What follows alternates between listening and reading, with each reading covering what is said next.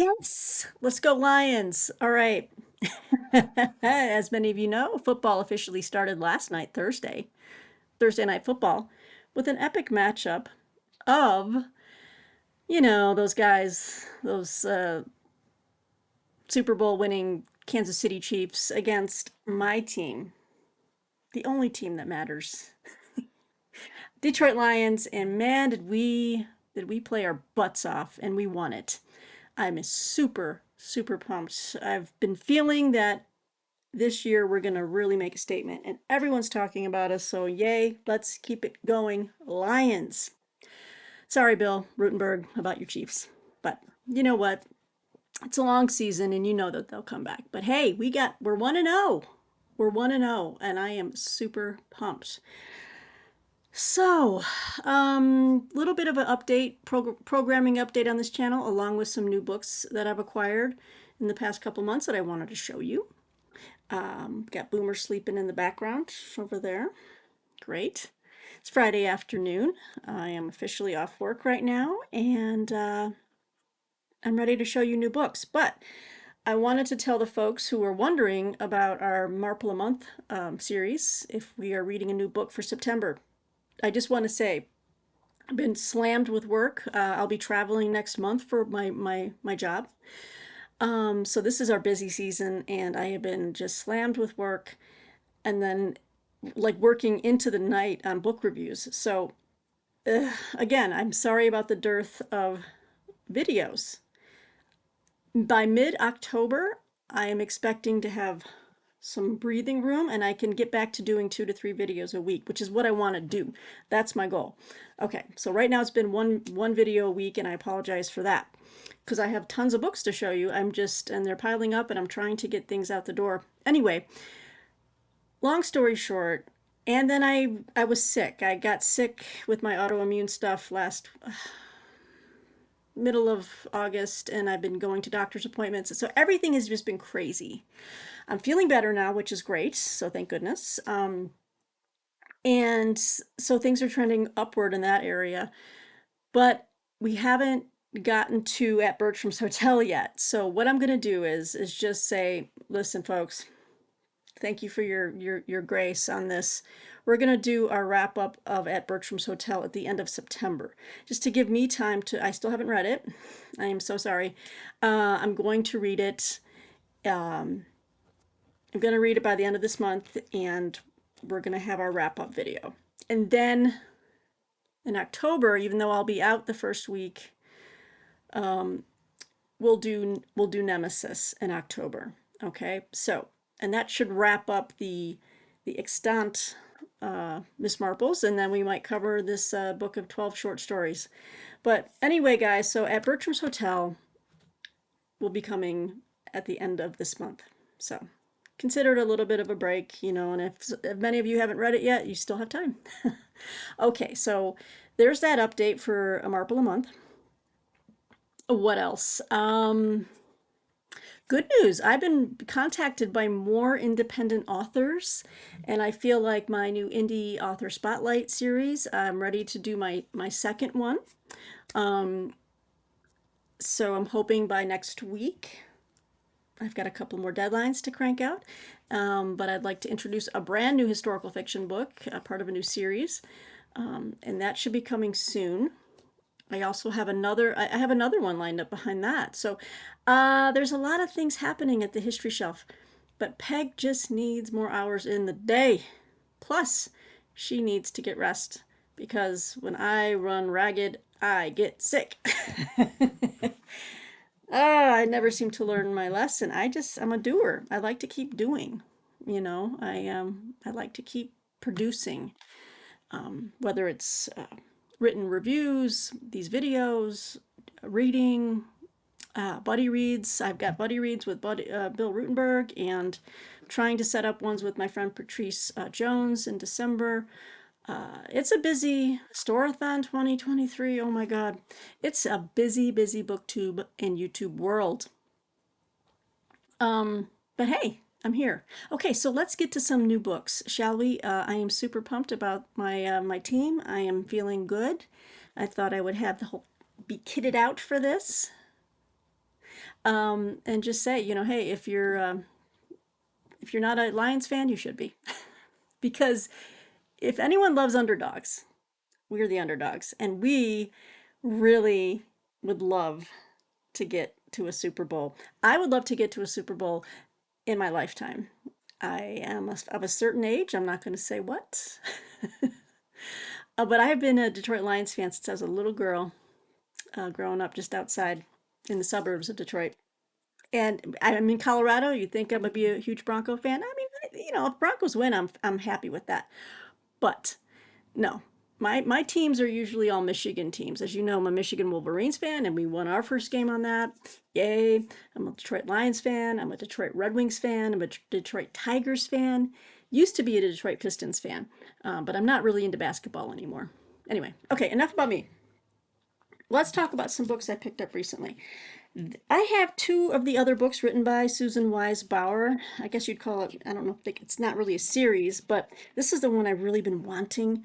And I picked it up. I think I bought it new. I might have had a book, a credit or something, or Amazon credit.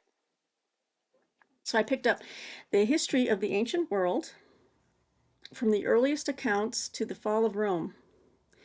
Susan Wise Bauer. I have the one on oh, the medieval. I think I have the medieval history series. Oh, and there's another one that I still haven't gotten. I think it's Renaissance. Let's take a look at what she's written here.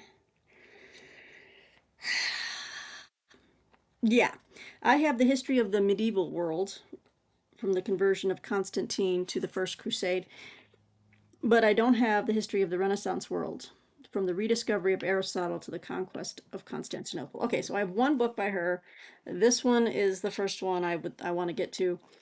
Um, it says this is the first volume in a bold new series that tells the stories of all peoples, connecting historical events from Europe to the Middle East to the far coast of China, while still giving weight to the characteristics of each country. Um, mhm. So, I mean, it just basically covers. I'm not going to go into too much detail, but yeah. So this is the first, and then there's medieval, and then there's Renaissance. So I wonder what's going to be after that. Wonder what she's working on now. I think many of you have this book. I've seen it a lot on YouTube, BookTube. So I was happy to get this.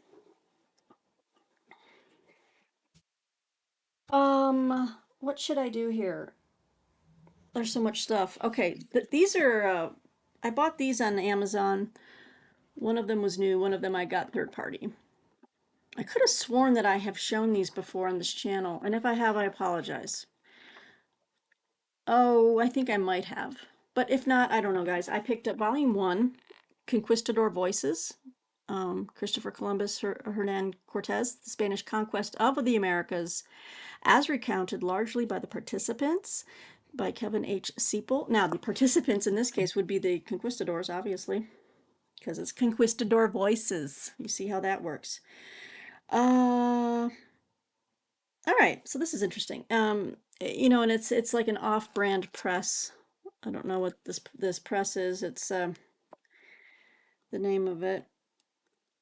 It's Spruce Tree Press, based out of New York.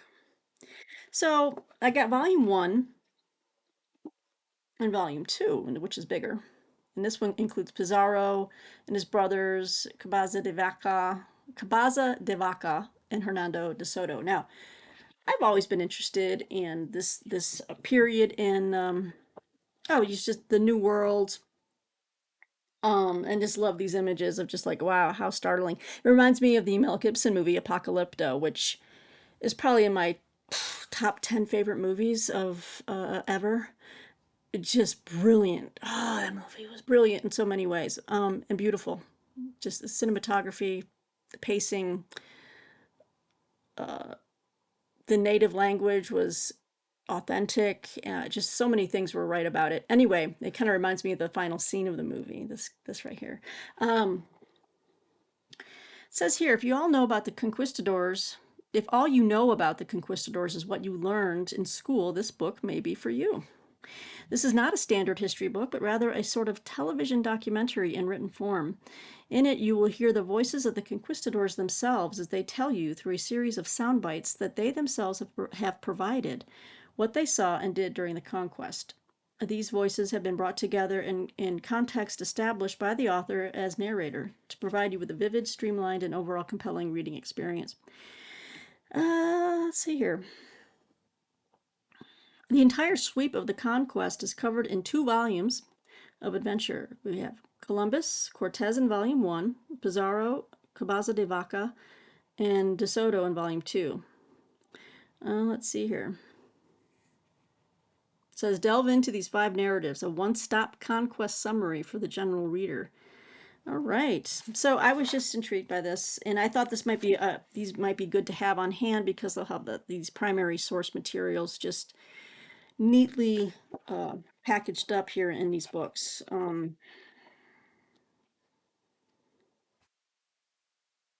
So something like this, and you kind of go into the chapters,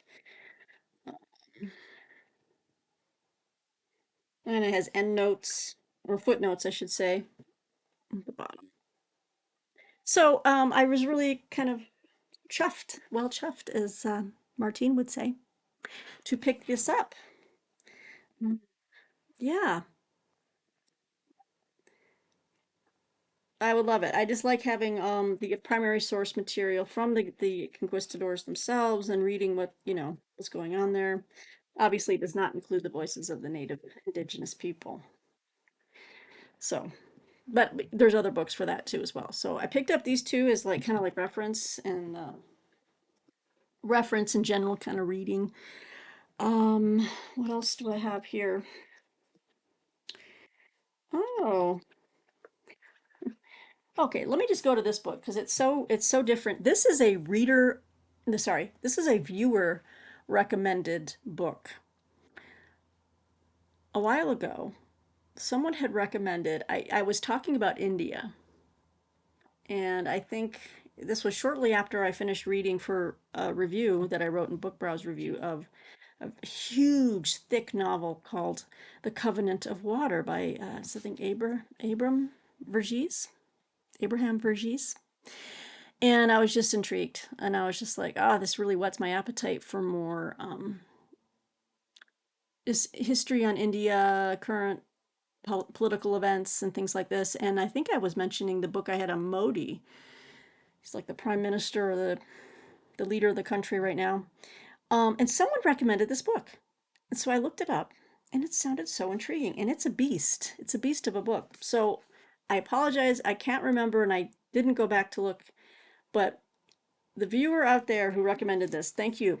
This is Snakes in the Ganja, Breaking India 2.0 by Rajiv Malhotra and Vijaya Viswanathan. Viswanathan. Look how big this is. Wow. Yeah. An imprint of Blue One ink. I mean, this thing is big. So you're probably like, what is this about, Peg? I will tell you. Snakes in the Ganja unveils uncomfortable truth concerning India's vulnerabilities. It's almost 800 pages. And it lists in like bulleted form the India's vulnerabilities. It says intense warfare against India's integrity is the work of a well orchestrated global machinery driven by a new ideology. Marxism has been reincarnated as critical race theory in U.S. academia and serves as the framework to address America's racism. This has been recklessly mapped onto India. Caste is equated with race. Okay, so that's what he's saying here. This has been recklessly mapped onto India. Caste is equated with race in italics.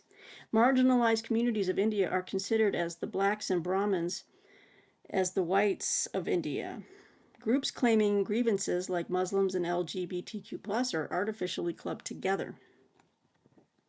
The next bullet says, popularly called the woke movement, the mission is to dismantle Indian civilization and heritage by waging an uncompromising war against India's government, educational institutions, culture, industry, and society. Harvard University is ground zero of these social theories developed in collaboration with Indian scholars, activists, journalists, and artists. This represents a clear and present danger to India's sovereignty and national security. The next bullet says several Indian elites are hoisting Harvard as the Vishwa Guru with their money and family names. Some private universities within India are importing wokeism that has serious repercussions for India's stability. The next bullet says Indian corporates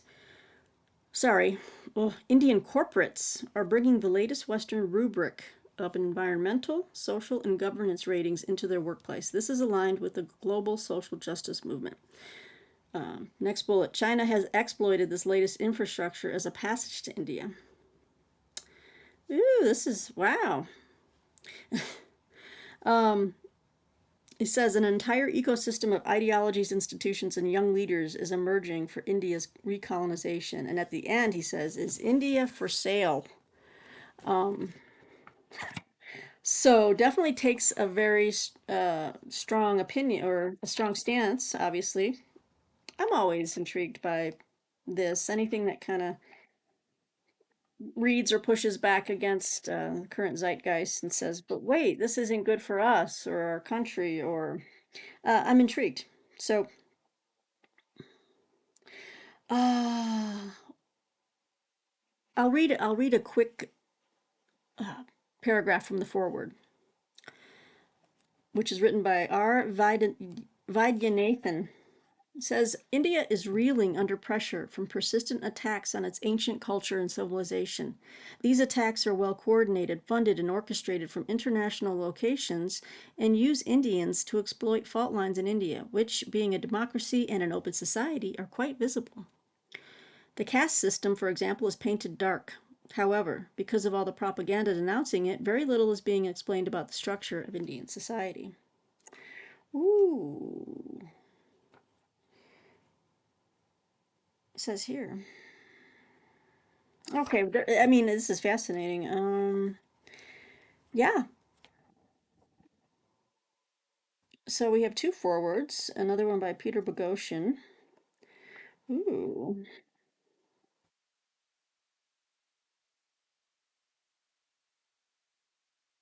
Okay, I don't know. This sounds engrossing as all get out. So thank you, viewer recommendation. I love it. See, I hear you guys. I read your comments. I love your recommendations. And I picked this bad boy up. So we'll see what this has to offer. 17 minutes. Okay, so I just had to buy this book because I read I read this book when it first came out in tell me quickly when this came out. 2008. I read this book by Mark Bauerlein. And this is like a new edition. Um well, it's not a new edition, it's a completely new book with the same title kind of, but updated. I enjoyed the first book tremendously, and now we have lived long enough to see this book. The dumbest generation grows up. From stupefied youth to dangerous adults by Mark Bauerlein. Um, the first book was called just The Dumbest Generation, I think. I know it's not nice. It's not a nice title. This was put out by Regnery. So let's read this. Back in 2008, Mark Bauerlein was a voice crying in the wilderness as experts greeted the new generation of digital natives with extravagant hopes for their high-tech future. He pegged them as the dumbest generation. Today, their future doesn't look so bright, and their present is pretty grim. The 20-somethings who spent their childhood staring into a screen are lonely and purposeless, unfulfilled at work and home. Many of them are even suicidal. The dumbest generation grows up is an urgently needed update on the millennials, explaining their not-so-quiet desperation and, more important, the threat that their ignorance poses to the rest of us.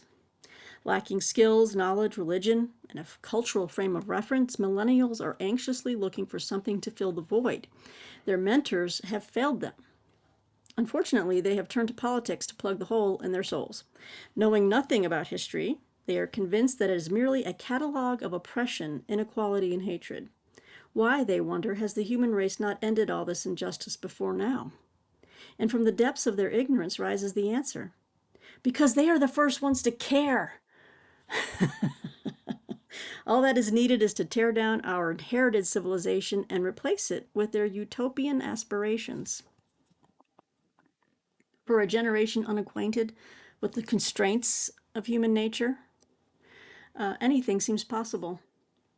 Having diagnosed the malady before most people realized the patient was sick, Mark Bauerlein surveys the psychological and social wreckage and warns that we cannot afford to do this to another generation. And I heartily agree with that. Now, I don't, we can't generalize. I don't think everyone out there in the millennial group or whatever is like this. I mean, obviously, that's not the case. But there is a trend, and I really do feel, as a person who thinks and feels and knows that history is one of our greatest teachers, the fact that there's this just this ignorance across the board about history. Let's say their history goes back to the 1960s, and before that, they just, you know what I mean? It's just, it doesn't matter. History will teach you what you need to know, and what you need to know about the limits. And like he says, the constraints on human nature. Human nature does not change. And people think they can change it. You can't, but you can find ways to live better, to make better choices. But you have to filter it through a lens that encompasses everything that has come before. You know. So anyway, I feel like history is just it's just not on the radar for these young folks.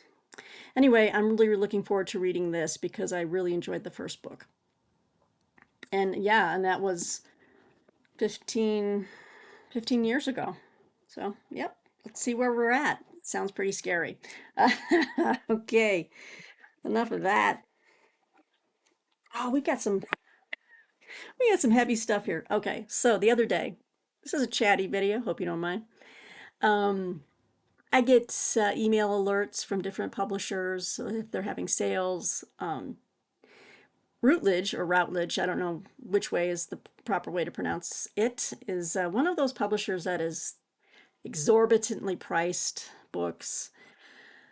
If I ever do get a review copy from Routledge, um, they always put this obnoxious big stamp on the cover of the book.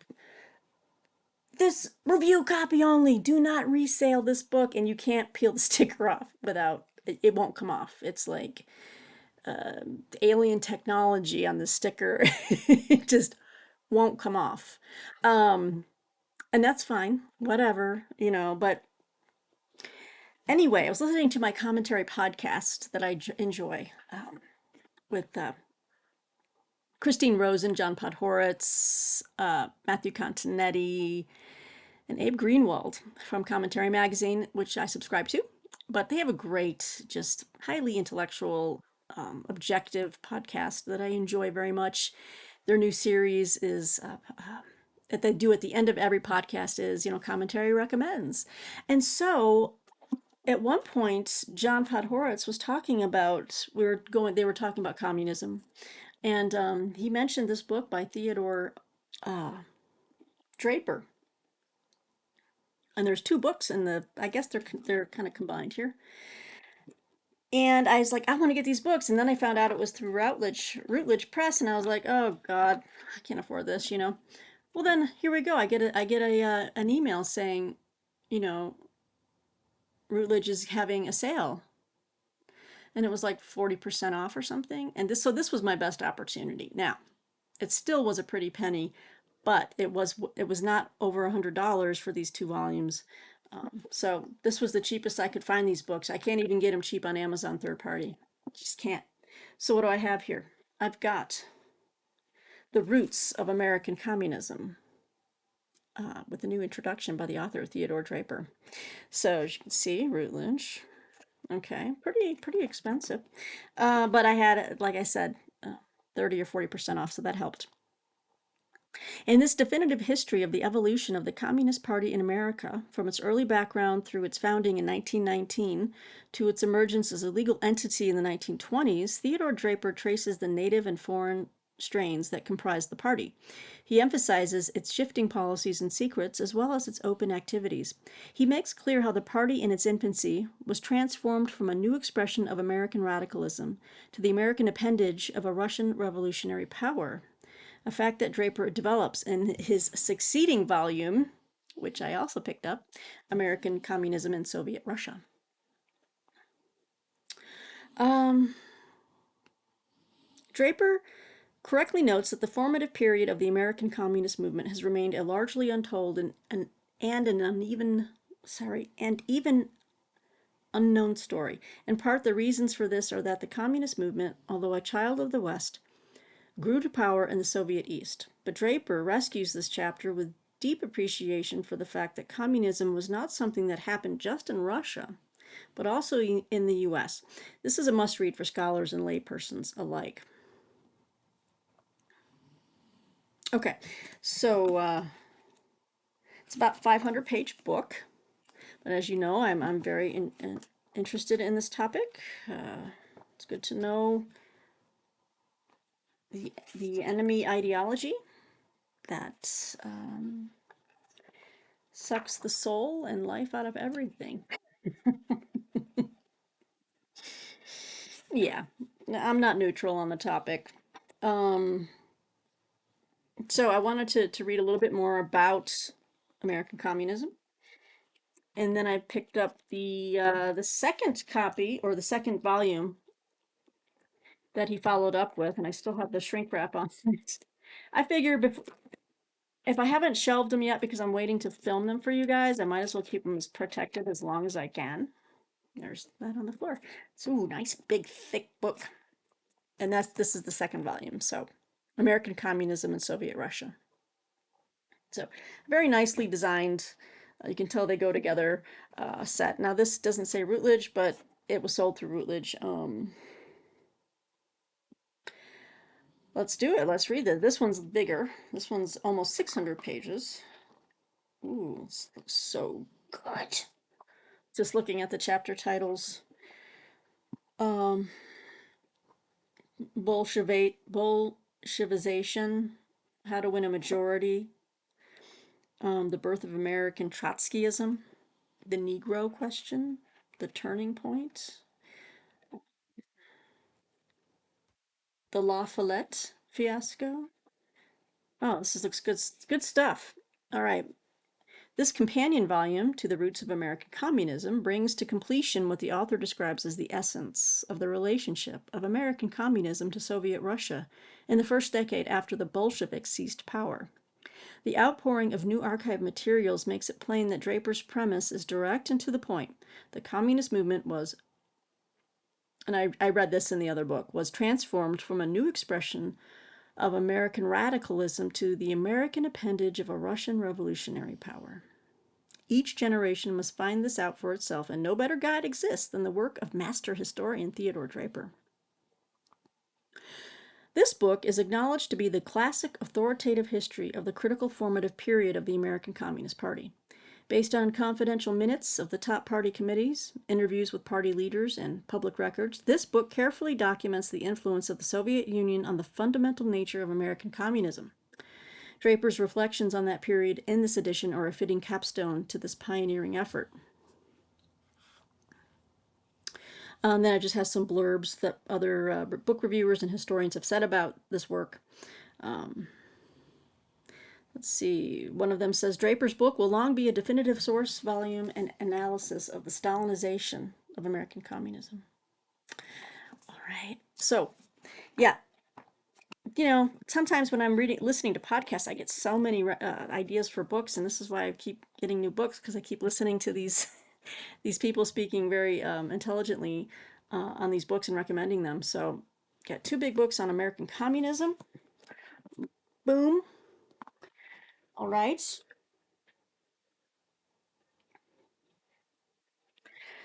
And I want to thank the good people at Cornell University Press because I'm not sure how I'm going to do this, but I got 3 copies of um, a series of books by Jeffrey Burton Russell, who I've read before, not on this topic. I have 2 books that kind of go with these 3 books. Jeffrey Burton Russell just did over his lifetime has written several books on the manifestations of like evil, talking about the devil, Satan, Mephistopheles, did one on the witches, which I have as well, Lucifer, and he has done academic studies on just the history of this person, entity throughout history. And these are the 3 that I did not have. I have the one on Lucifer, and I think I have. Oh, I hope I didn't get a duplicate. No, I don't think so. I have the one on Lucifer, and it's a lot of heavy reading. I also have Jeffrey Burton Russell's book on heaven to try to, as a tonic, as a palate cleanser, on these books. So Cornell University Press has published all of his works. Like the book I have is Lucifer, the Devil in the Middle Ages. But we're going to look now at this one. Let's start with this one. This is The Devil, Perceptions of Evil from Antiquity to Primitive Christianity. Sorry for the glare. That's just the light, so I can, there we go. Yeah. Let's see here. Don't have a blurb so much as, or an description. Let me just a little bit, a little tiny bit from the preface. This is a work of history, not of theology. It is a study of the development of a concept in the human mind, not a metaphysical statement. Like I said, they are works of history. Historical scholarship cannot determine whether the devil exists objectively. The historian may, however, suggest that men and women have seemed to act as if the devil did exist. Evil, the infliction of pain upon sentient beings, is one of the most long-standing and serious problems of human existence. Frequently, and in many cultures, evil has been personified. This book is a history of the personification of evil, which, for the sake of clarity, I have called the devil. He says here, I am a medievalist. But when I began some years ago to work with the concept of the devil in the 11th and 12th centuries, I came to see that I could not understand the medieval devil except in terms of its historical antecedents. More important, I realized that I could not understand the devil at all except in the context of the problem of evil. I needed to face the issue of evil squarely, both as a historian and as a human being. The story of evil and its personification is a long one, and I am obliged to terminate this book at the end of the period of the New Testament.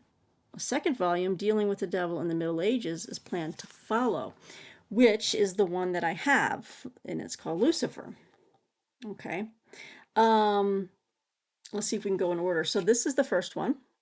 I'd like to kind of like at some point in my future, maybe when I'm retired, I don't know. I'd like to kind of read all of them and just kind of pinpoint not the highlights or the big major points in each book. So let's move on from this one. The next one that he has written is Satan, the Early Christian Tradition, Jeffrey Burton Russell. Again, you can find these on Amazon or go to Cornell University Press. They might have a sale, and you can pick them up.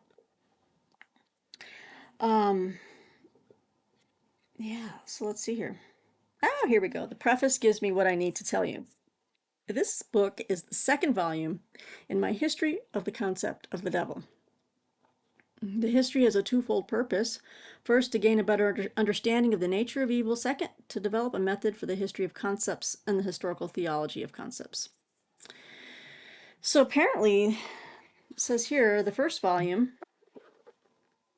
The Devil, published in 1977, presented a cross-cultural survey of the idea of evil and then traced the development of the concept of the devil in Hebrew and primitive Christian thought to the first century of the Christian era. The present volume continues the study of the concept's development in Christian thought into the 5th century, by which time the main lines of the tradition had been established.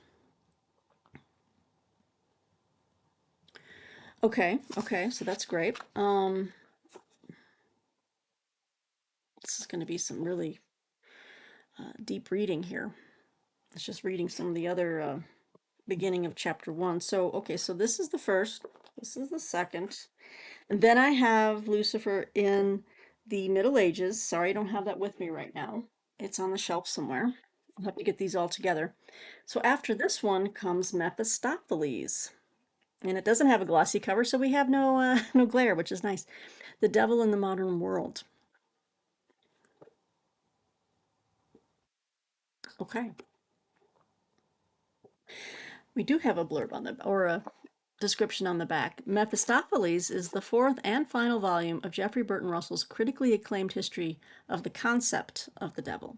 The series constitutes the most complete historical study ever made of the figure called the second most famous personage in Christianity. In the first 3 volumes, the author brought the history of Christian diabology to the end of the Middle Ages. This volume continues the story from the Reformation to the present, tracing the fragmentation of the tradition.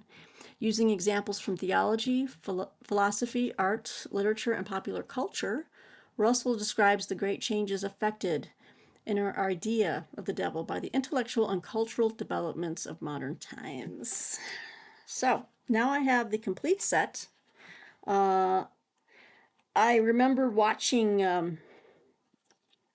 a YouTube, I don't know, it's a YouTube video. No, I think it was on Prime or something, but oh, so the filmmaker of The Exorcist. Why am I blanking on his name? Hold, please. William, was it William? The Exorcist director, and he recently passed away, right? Didn't he? William Friedkin. Did he pass away? He did. He died this year. Yeah, yeah. He made a movie or a little documentary called The Devil and Father Amorth. Yeah, and it came out in 2017. And in that documentary, which I very much enjoyed, and he talks a little bit about his experiences with the Exorcist movie. And he attended a real exorcism in this documentary, The Devil and Father Amorth. But one of the people quoted, like interviewed in that documentary, was Geoffrey Burton Russell. And what I found intriguing was that Geoffrey Burton Russell, I think he does in the at the end of the book, he gives his like his own at the end in a personal note. He shares what his personal beliefs are. Um, so, but he says in this documentary that having written about the devil extensively, I have to tell you, it took a toll. He's like, it took a toll on me, having to research evil and read it and write about it, and the depictions of the devil. And he's like, you have to be careful about how much you let in, and so I heard that and I was like, God, and he wrote 4 books on this. Do I want to read all of them? Because he's basically saying it's heavy. It's heavy on the soul. It's dark, man. It took a toll on him. But in the end, it's history, and it's been critically acclaimed. So I'm gonna try to tiptoe my way through them. Plus, I've enjoyed his other writings on Christianity, and I do have the Heaven book, which I'm going to plop right on top, you know, of all this, so that we have the good before the bad. Anyway, so Cornell University Press, thanks for providing these. I'm going to try to do a follow-up on all, and I'll pick up the book, Lucifer, so I can show you the complete set. And maybe we can go through that if anyone's interested in, you know, I'm not going to say a read along on this topic, but just let me know what you think in the comments below. Okay, so we're coming up in 40 minutes. It's kind of a chatty, just taking my time with this video. Now I have 2 pieces of fiction to lighten the mood. I've been meaning to get this book. I picked up the 3 volumes of this gentleman's, I think, his autobiography.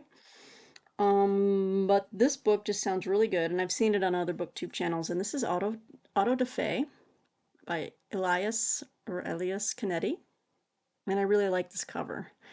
This is the version I wanted. This is put out by Farrar, Straus, and Giroux. So I picked this. I think I just bought this on Amazon. So this is a novel, and it sounds really good.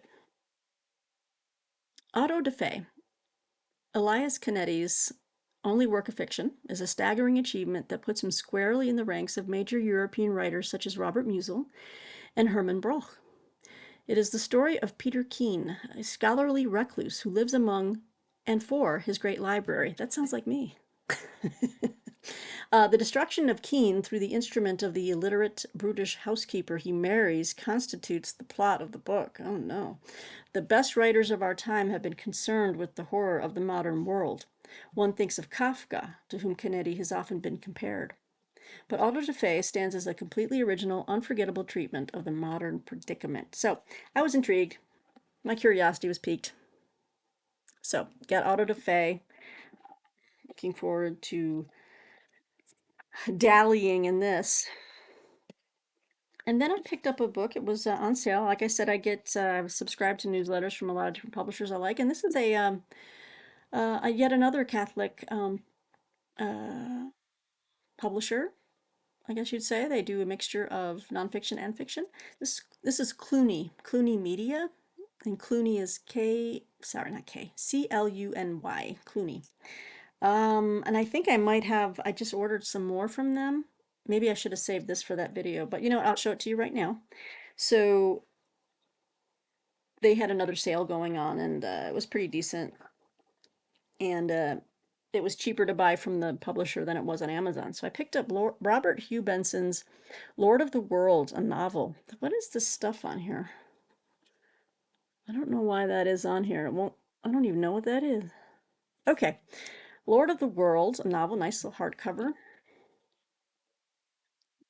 Says here, perhaps the dystopian novel par excellence, Lord of the World projects a terrifying future of a culture of death, a new world order of exclusive secular humanism in which man truly is the solitary measure of all things. As the dawn of the 21st century looms, so too does the threat of a new world war. Julian Felsenberg, a young, mysterious American politician, is crossing the globe on a diplomatic mission. Inverting the words of Christ, he promises to the world, "Follow me, and you will know, not a sword, but peace. Yet this peace, yet this peace must come at the price of Christianity's demise." So the nations in concert move to purge the church's deadly poison from the corpus of human society. As the consummation of history increases, the mass defections from and rampant apostasy in the church, the last bastion of religion, those who remain must endure persecution, torture, and death. Through this apocalyptic maelstrom moves the English Catholic priest Percy Franklin, resolute and artful, to confront and chastise this demonic power in the ultimate conflict at Armageddon. So, no, I don't know what it is. I have a kind of a thing with this kind of writing. I kind of enjoy it. Oh, it's so pretty without, look at this book jacket. No, this is not a book jacket. It's just beautiful. Okay, so uh, I have not read anything by Robert Hugh Benson, but just a description. I was like, this could be thought-provoking and terrifying in equal measure. So, kind of like a Catholic horror story. um, or just a Christian horror story in general. So I picked up Lord of the World, a novel. So, you guys, um, quite an eclectic variety, wouldn't you say? Let me know what you think in the comments below.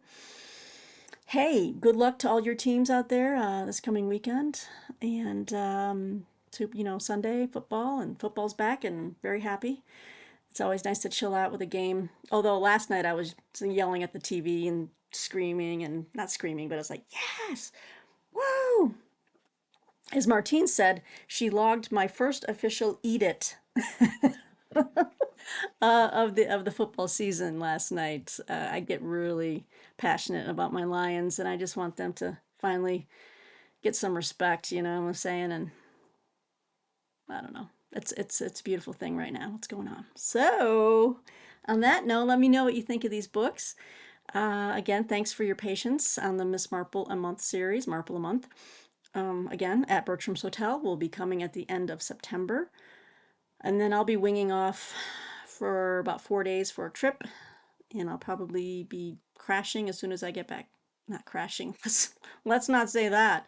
Uh, I mean, I'm gonna probably take the weekend off when I get home on Thursday night. I leave on a Monday, I come back on a Thursday, and I'm probably just gonna take the weekend to recuperate. And then I can get back into my video making because I've got lots going on. I've got indie author spotlights. I've got historical fiction piling up here. I got to show you guys new releases. I've got new history on the horizon that actually I need to get done before I go on my trip. We've got new stuff piling up here. Plus, I have another spotlight on uh, University of Nebraska Press. I have a full stack of brand new history that I've gotten over the last several months, and I am so pumped to show you what these good people have been putting out. I think I'm off center. There we go. There we go. I don't know what's going on here. Let's move this camera over. Now, now we're centered. Sorry for being off centered, guys. Okay, so on that note, thanks for sticking with me. Thanks for all your comments, good thoughts, support. And we'll just keep chugging along here at the History Shelf, guys. So until next time, take care. Bye.